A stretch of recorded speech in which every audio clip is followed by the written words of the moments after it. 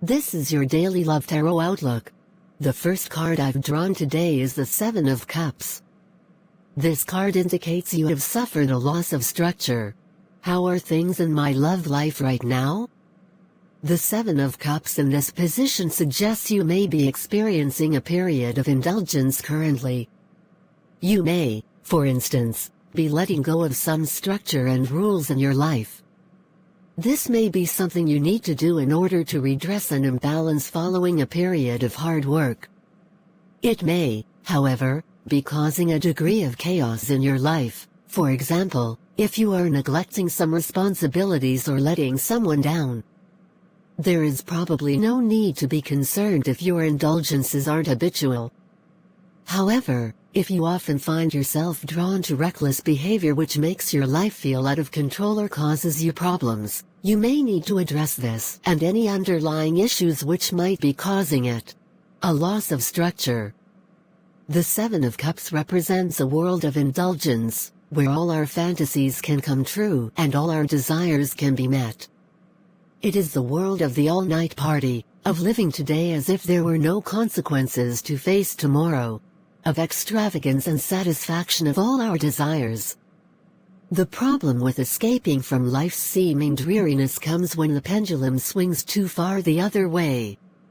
We can potentially indulge our fantasies to such an extent that they become our reality, or we may enjoy our disorganized state to the point that our world becomes confused and we forget what is important and needs prioritizing in our lives or what we once valued. The second card I've drawn today is the Queen of Cups. This card asks you to forgive and love. What could I do to improve my love life today?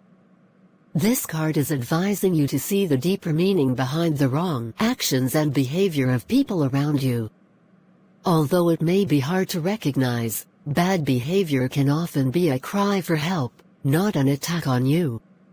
You are being asked to behave as the Queen of Cups would and love your fellow human beings no matter what they do. Even a person with seemingly no redeeming qualities deserves to be loved, accepted and understood by someone, so try to act as if you were that person as best you can. In fact, understanding where they are coming from may eventually enable you to understand yourself more fully. The card also asks that when you receive love you should remember to reciprocate as much as you can, as you are being asked to generally work towards a more loving and caring world. Forgive and love. The Queen of Cups represents a person filled with love.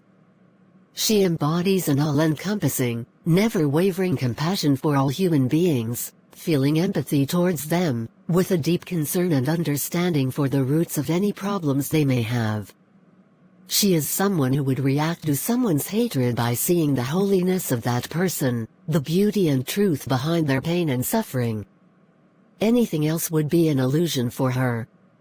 Animosity can dissipate when confronted by such a strength of love, as negativity is unable to breed when it is not being fed.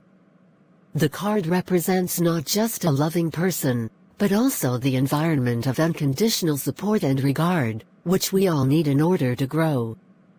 It is difficult in competitive environments, where we may be encouraged to outdo one another, to feel close to our humanity and to love others in the way we would like to be loved ourselves. The world and all its inhabitants need this loving atmosphere. Essentially, the card reminds us that this nurturing backdrop to life is one we should all be trying to attain, in order that we can live with mutual respect and harmony. This love, however, cannot be demanded from others, but needs to start from within each one of us. The final card I've drawn today is Death. This card indicates the end of an era. How could my love life be if I follow the advice? This card suggests that something significant will come to an end in your love life.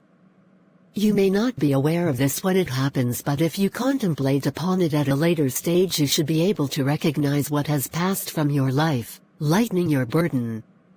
Whether this is a good or a bad thing will depend very much on your attitude.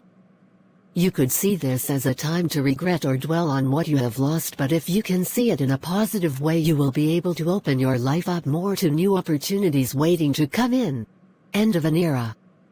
With its depiction of the Grim Reaper and hooded skeletal figure, the Death card is one of the most disturbing, but also one of the most misunderstood cards in the tarot deck.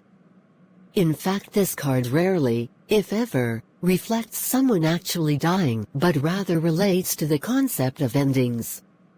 This could be the ending of a friendship or relationship, a stage in one's life, or maybe even the letting go of a personality trait. In the past, death was not seen quite so negatively as it is today. It was sometimes thought of as a welcome release from an arduous life to the more serene afterlife, or a natural part of life which teaches us about completion and resolution and gives us meaning. When this card turns up, we shouldn't dwell on what has passed from our lives, but think about the space this has created for something new to enter in. I hope you have enjoyed this reading. If you would like a personal reading, please click the connect button on my profile and let me know when you would like to schedule your reading.